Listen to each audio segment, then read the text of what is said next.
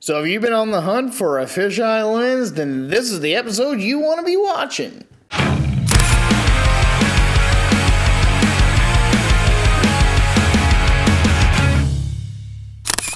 Hey there folks, welcome back to the Photo Video Show where we explore all things photography. I'm your host Mark Puckett. So on today's show, I'm going to be talking to you guys about fisheyes. I happen to really like the effect of a fisheye lens, so I started looking around for a good fisheye lens for the Sony E-mount platform. Now most of the big guys make some really expensive sort of fisheye lenses, and they end up costing several hundreds of dollars, and we're talking like 7, 8, 9 on up. I mean, they really can get expensive. So what I ended up finding was two options that I thought were gonna be extremely viable solutions. I did find that because I was on a crop sensor, I was gonna need something that was pretty wide in order to even get a semi-sorta fisheye effect. So the two lenses I ended up picking up were the Sony 16mm with the fisheye converter and the Rokinon 8mm. Now that was an interesting lens. So if you guys are ready to take a look at these two things, let's go ahead and get started.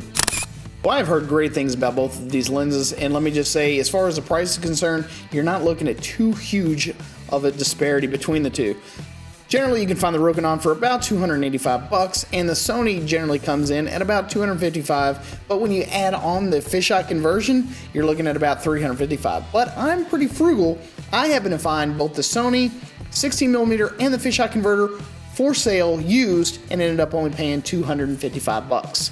Worth it. As far as the build quality goes, it feels extremely lightweight, almost cheap-ish.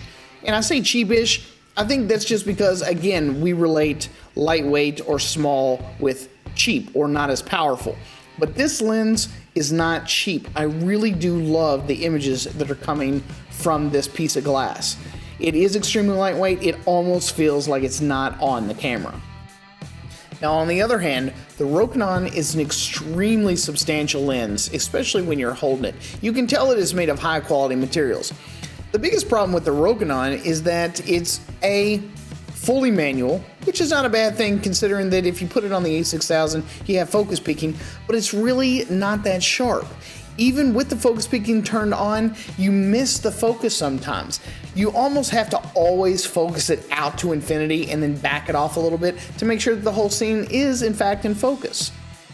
But with the Sony, even though you're looking at two different pieces of glass converted into a fisheye, you almost never have to worry about that focus. It works perfectly on the A6000. So I took some test shots with the Rokinon and the Sony, and as you can see in this picture with the Rokinon, I missed the focus. I'm not exactly sure why. I had focus peaking on and all that biz, but as soon as I started using the Sony, I nailed it. Now, granted, autofocus does make it extremely easy, but I gotta be honest, even the color saturation looks so much better right out of the Sony. And again, with this picture, I thought I had focus nailed perfectly. All I did was turn around, use the focus peaking, and I missed it. As soon as I used the Sony, bam, got that stuff perfectly. I don't know what it is, maybe I just had an off day, who really knows. Even in this picture where I knew that I was focused out to infinity, I missed it. Generally all you gotta do is move about 2 feet away from all your subjects and everything's in focus. But again, as soon as I started using the Sony, it just worked. I don't know what was going on. I couldn't have been that off all day. From there, I went right around the corner into this alley, and I was sure that I had the focus nailed down perfectly. And still, when I got it home, I realized that I was so far off. As soon as I started using the Sony, man, I got it. It was tack sharp, and it was awesome.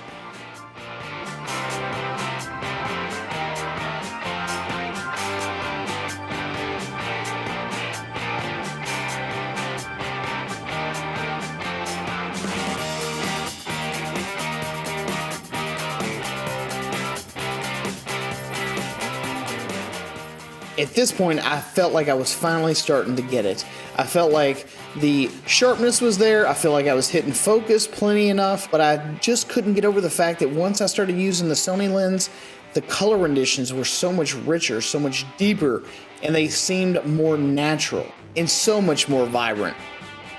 And I'll be the first to say that there's absolutely nothing wrong with Rokinon because it was capable of capturing sharp shots.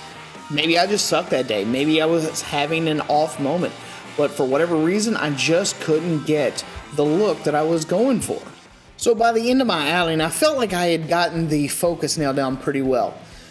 But I was also feeling this sense of, I knew what I wanted and I knew what I felt looked like a better image. And I just couldn't achieve that look with the Rokinon. By the end of the day, I knew that I loved the color saturation and the color rendition of the Sony lens way more than I did the Rokinon. It's not that I think that the Rokinon is a horrible piece of glass. I think for its price, it's an excellent bargain.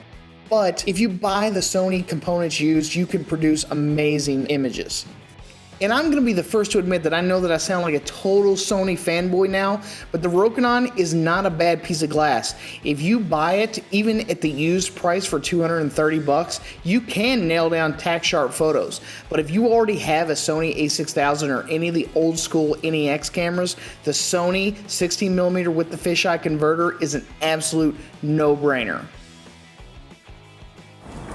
So there you have it, there you go folks. I hope you enjoy this comparison between the Sony fisheye converter and 16mm lens with the Rokinon 8mm. I'm freezing my butt off, but if you like this video, go ahead and give it a big thumbs up, and also don't forget to share and like this video. I really do appreciate it. Thanks again for stopping here at the Photo Video Show. I'm your host, Mark Puckett, and we'll see you guys again on the next one.